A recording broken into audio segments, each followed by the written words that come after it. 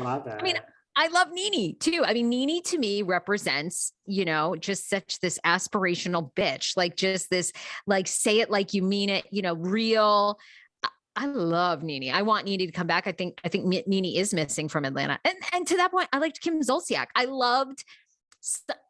like the different dichotomy, Carol is this like royalty, you sort of have Nene and Kim, they started as kind of like, trashy. And then they just sort of, they got the lives they wanted. I mean, it's really, I love this show. It's good. It's good. So, I mean, that's just where I am. I don't know how we went down. How did we go down this rabbit hole talking about Candiace? Well, here's the thing. So with the Candiace rumors, that's why, not to go back to the last time we talked, but that's where I don't think it's Candiace's time yet, but that's where I don't put Candiace in that category. I don't think she's the Mary, she's the Bronwyn. I think Candiace knows she's a Kenya Moore. Candiace knows she's a Ramona. She knows what she's doing.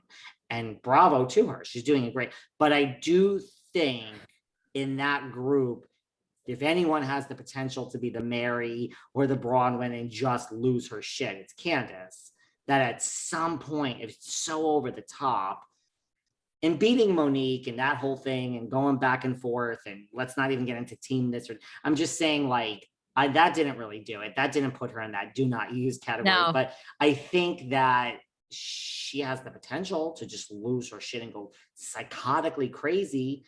Like when she's throwing the salad. I mean, it's when you are trying so hard and it's so over the top and it's just now everyone hates you. It's tough. I don't think we're there yet with Candiace, but that's when I hear these rumors about Candiace. I'm like, yeah, maybe they think we are there. And so it's like, I never would have thought Candiace would be on the chopping block, but the more I see it in print, the more I'm like, maybe, because they don't want to go in this dark direction.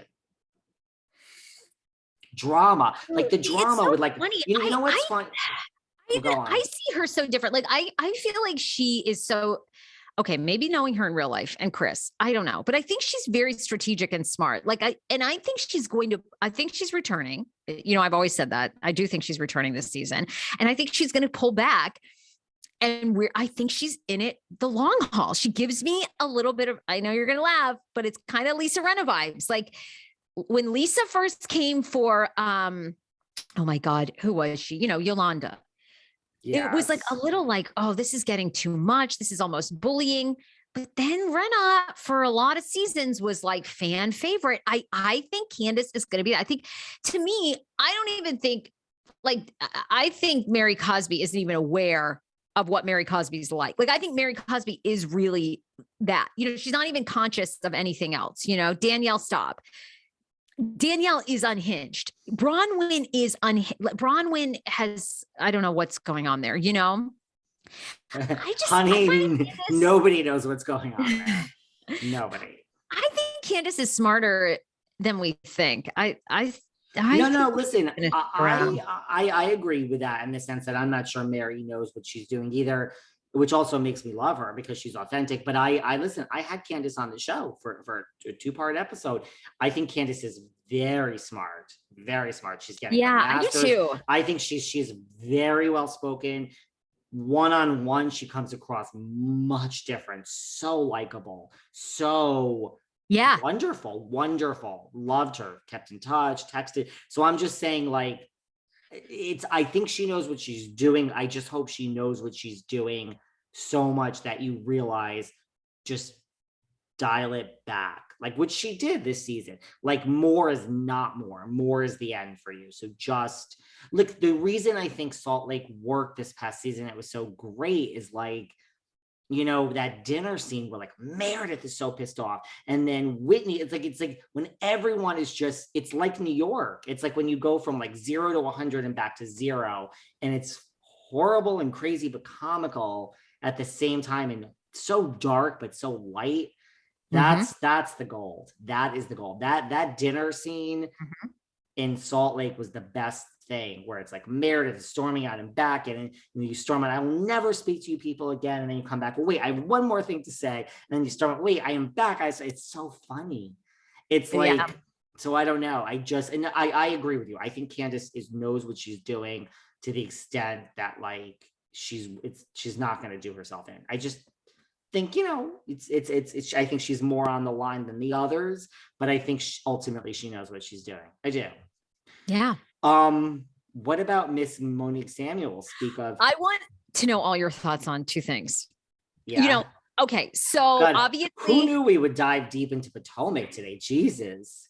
I know. You bring out the Potomac in me, Sarah. Well, you're right, because I would say of all the franchises, I'm the most familiar with Potomac, and I'm real life friends with them, and I really love them. And the reason that I am is I lived in DC for 16 years.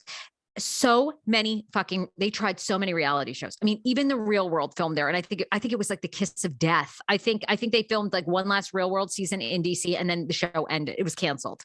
Like, it has been so. Rob Lowe came to town famously, tried to cast a political, nothing worked until Potomac Housewives. So I love rallying for them. Now, Monique, I'm curious your thoughts. Two things happened this week. One, she announced that she and Chris are basically leading OWN's TV, Love and Marriage DC, which will follow their lives, their marriage, their careers, them and some other DC people, of which you probably don't know. I know one guy, DJ Quicksilva, and his wife, who are going to be on it. Only know them, from past things. He had a canceled radio show. He actually went viral for like a radio bit that went wrong with his co-host. Then she came on my podcast. She did not have good things to say. Then all I can say is I do believe, and with DJ Quicksilva's wife, Ashley, she was on the live podcast show I did with Monique. I do think they tried very hard to get Bravo to cast her, because Monique was genuinely friends with her in real life, and it never happened. And I don't know why. Interesting. Mm-hmm. Here's the thing. This might be a dumb question. Love and Marriage on OWN. Like, I know Love and Hip Hop, but Love and Marriage, is that an actual, and I mean, no disrespect to Ms. Samuels, a friend of the show we've had on many times. Is that a show that exists on OWN? There's such a show called Love and Marriage. I know Love and Hip Hop on VH1. I just am not familiar with Love and Marriage. I think it's the exact same thing, but just OWN. I think it's the OWN edition. So, I mean, I'm sorry, guys, that I'm not familiar. So they're doing a DC version, is what you're telling me, basically. And look, I think it's like it used to be okay. It famously on OWN was Love and Marriage Huntsville, which centers around the lives of three high-powered African-American couples who come together to revitalize the thriving city of Huntsville, Alabama, through their joint real estate venture, the Comeback Group. The couples are longtime friends and socialites with strong personalities and strong points of view, each facing the realities of dealing with love and marriage while wanting to make this huge undertaking a success. So Love and Marriage DC is a spinoff of this. Right. So it's a spinoff. Look at, I mean, I don't know if they were looking to cast the show. I imagine that Monique's team pitched this, like, we're going to anchor this around the famous